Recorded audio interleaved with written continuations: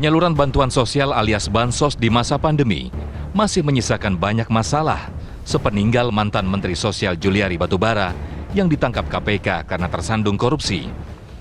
Tidak hanya dikorupsi, proyek bansos ini juga tak tersistem dengan baik sehingga membuat rugi banyak vendor penyedia barangnya.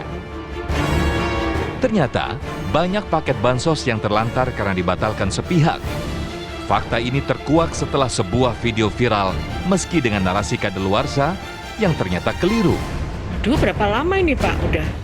Kini nahkoda Kemensos beralih ke tangan Tri Risma hari ini yang sudah mulai belusukan bertemu warga yang kurang mampu di ibu kota. Risma pun mengubah skema bansos menjadi bantuan tunai dengan cara ditransfer. Namun sudah tepatkah skema baru untuk bansos tunai tersebut?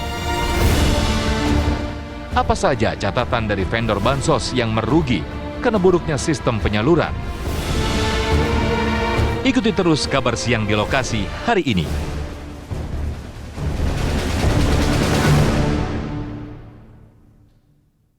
Pemirsa, kabar siang di lokasi beberapa waktu ke belakang kita mungkin masih ingat kita sempat melihat sebuah video yang viral menunjukkan ada satu area gudang berisi banyak sekali paket sembako untuk dikirimkan menggunakan sistem bansos dari Kementerian Sosial yang disebut-sebut dari video tersebut ya, dikatakan bahwa paket makanannya ini sudah kadaluarsa.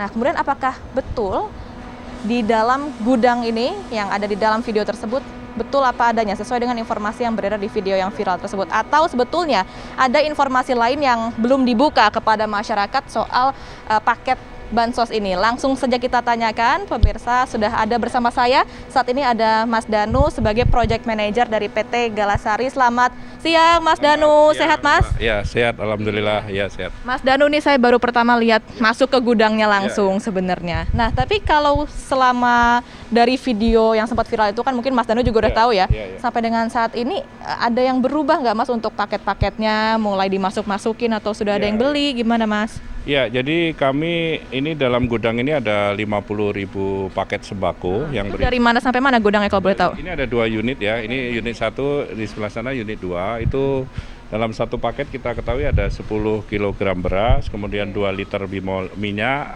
9 kaleng sarden kecil, kemudian 10 bungkus mie, kemudian ada saus sambal. Kalau yang sarden besar ada 3. Nah, ini satu paket namanya. Semua berarti ya? Ya, kami waktu itu mendapat pesanan dari Kemensos per putaran tuh 100.000. Nah, pada saat putaran terakhir, kira-kira putaran ke-8, kami masih tersisa 50.000 paket yang belum diambil. Ya, kami mendapatkan kenyataan bahwa yang 50.000 ini belum bisa terambil oleh Kemensos, entah karena alasan apa gitu ya.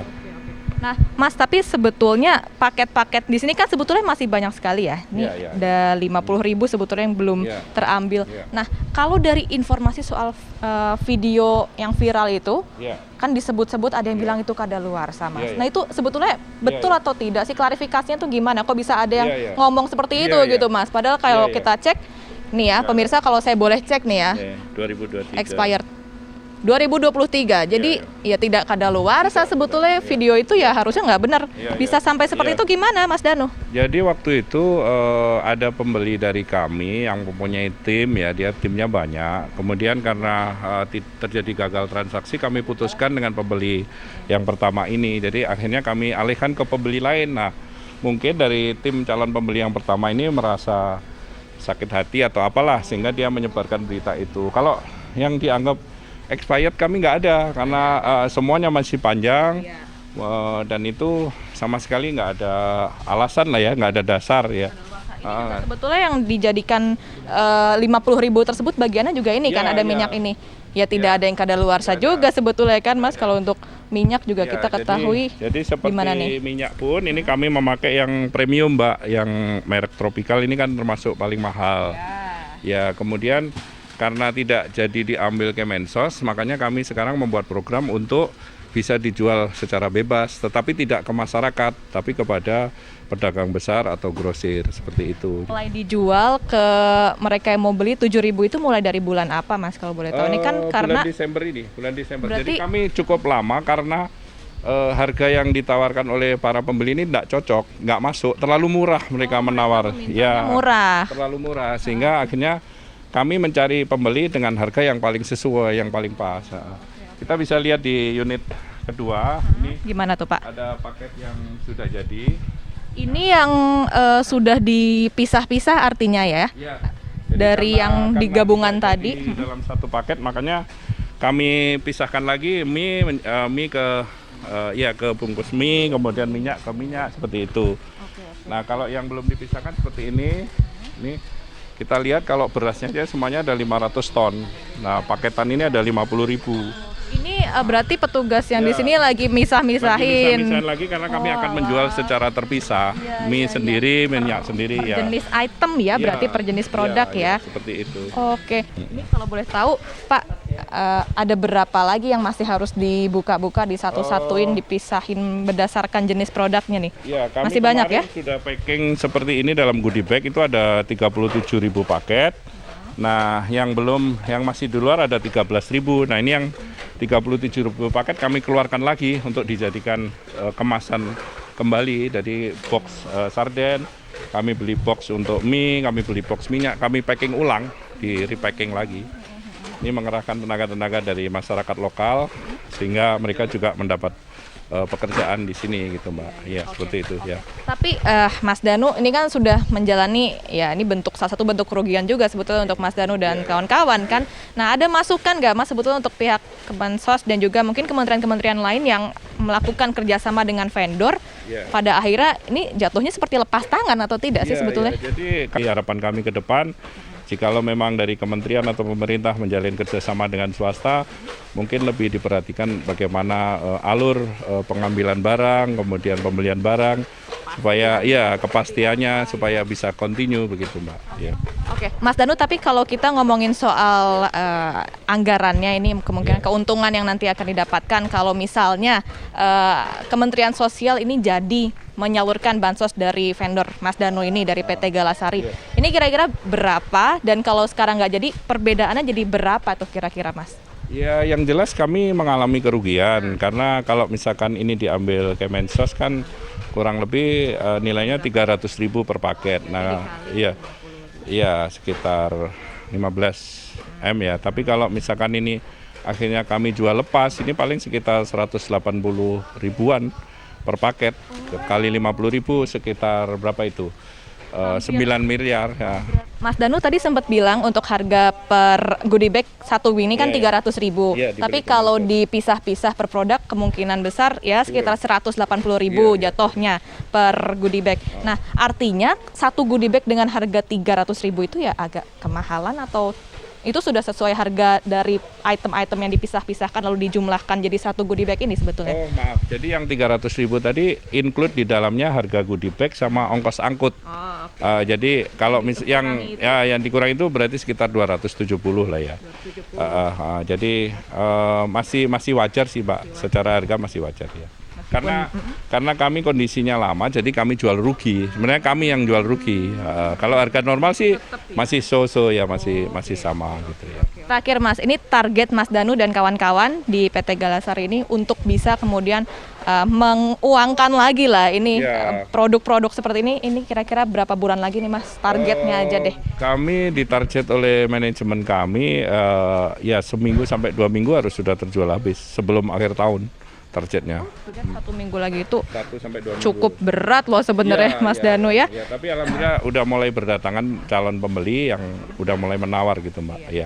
Artinya tadi sudah diklarifikasi kalau di video viral itu hoax begitu ya, tidak ada barang-barang yang kadaluarsa dan memang ini jadi salah satu bentuk kerugian juga untuk vendor Mas Danu juga sebetulnya dari penyaluran bansos yang tidak jadi ini. Terima kasih banyak Mas Danu sudah menceritakan kepada kami dan juga pemirsa TV One. Kita harapkan semoga tercapai lah tadi targetnya ya, seminggu sampai 2 minggu lagi. Terima kasih banyak Mas Danu. Nah, nanti di segmen selanjutnya saya akan coba gali lagi informasi dari pengamat kebijakan publik ini karena kita ketahui baru saja Presiden Jokowi melantik beberapa menteri baru, salah satunya adalah Menteri Sosial Ibu Risma. Apakah dengan kebijakan yang nanti akan dihandle di bawah Ibu Risma ini nanti akan kemudian bisa mengurangi bentuk-bentuk kerugian dari para vendor seperti ini salah satunya, atau seperti apa harusnya langkah yang diambil oleh Mensos yang baru ini. Jangan kemana-mana, tetaplah bersama kami di Kabar Siang di lokasi.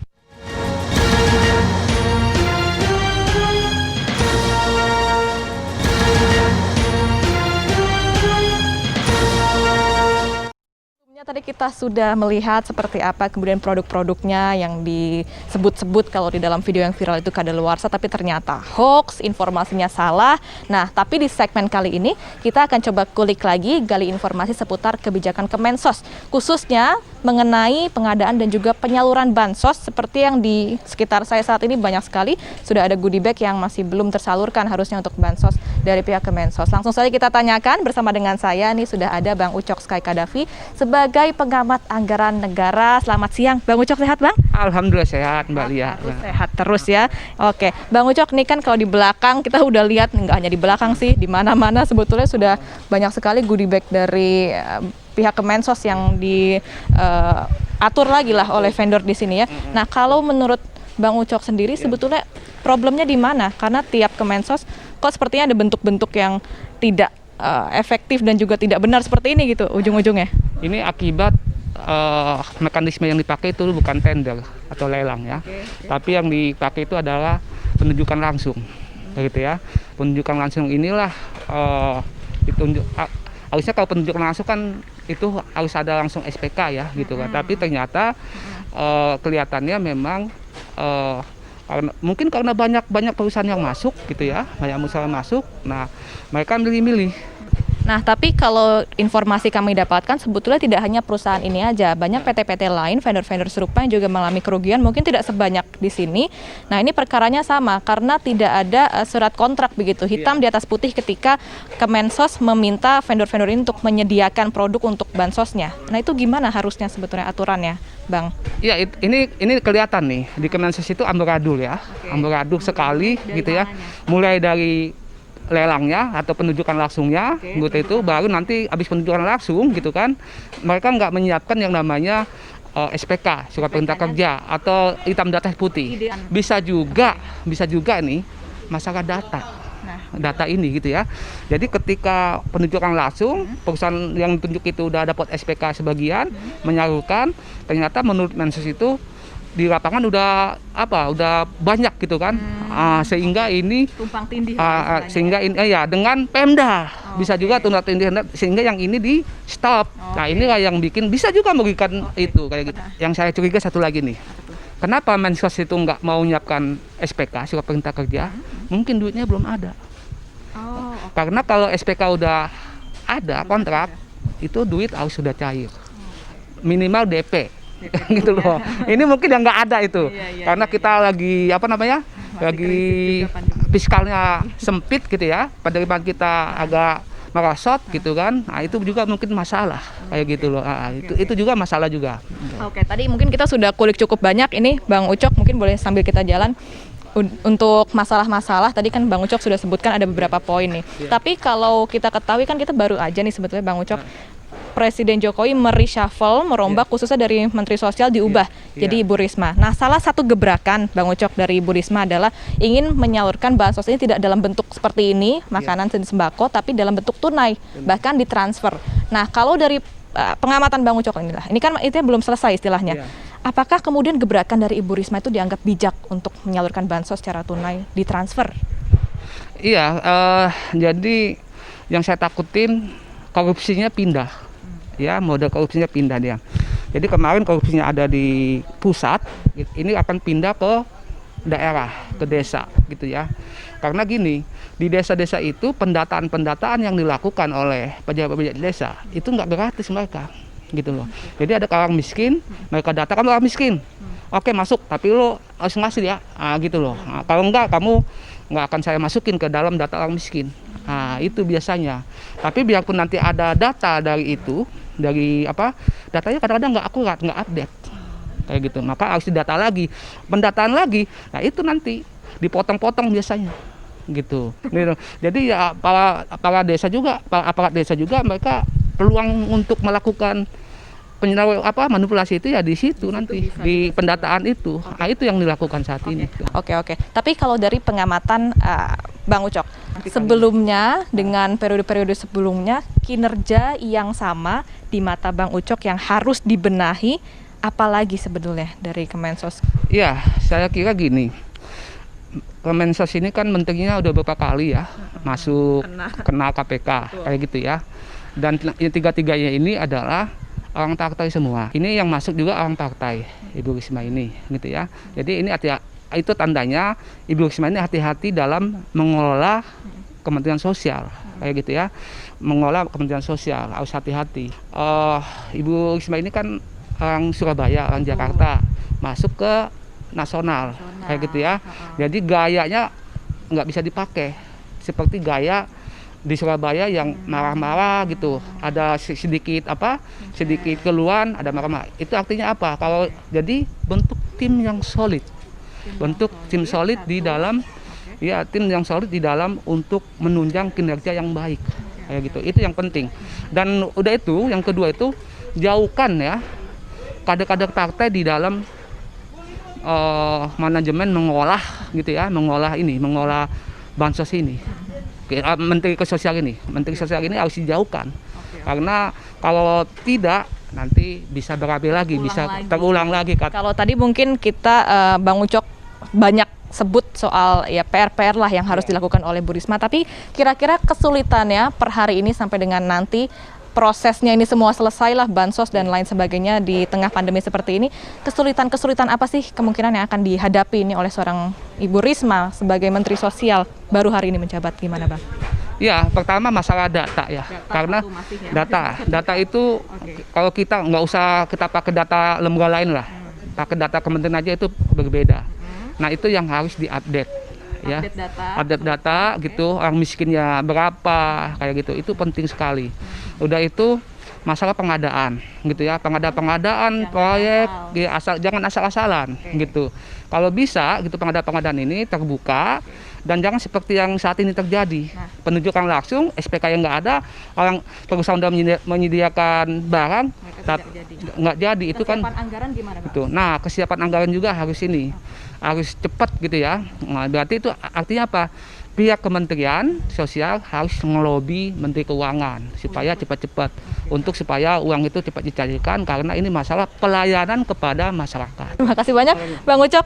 Pemirsa, tadi kita sudah mendengarkan ini tanggapan dari Bang Ucok. Memang kalau untuk kedepannya memang masih banyak sekali PR yang akan dihadapi oleh Ibu Risma yang baru saja menjabat sebagai Menteri Sosial. Nah, pemirsa, kabar siang di lokasi sayangnya harus kita sudahi sampai di sini, tapi jangan kemana-mana karena di studio masih ada rekan-rekan saya yang akan mendampingi Anda pada siang hari ini. Terima kasih, tetaplah bersama kami di Kabar Siang.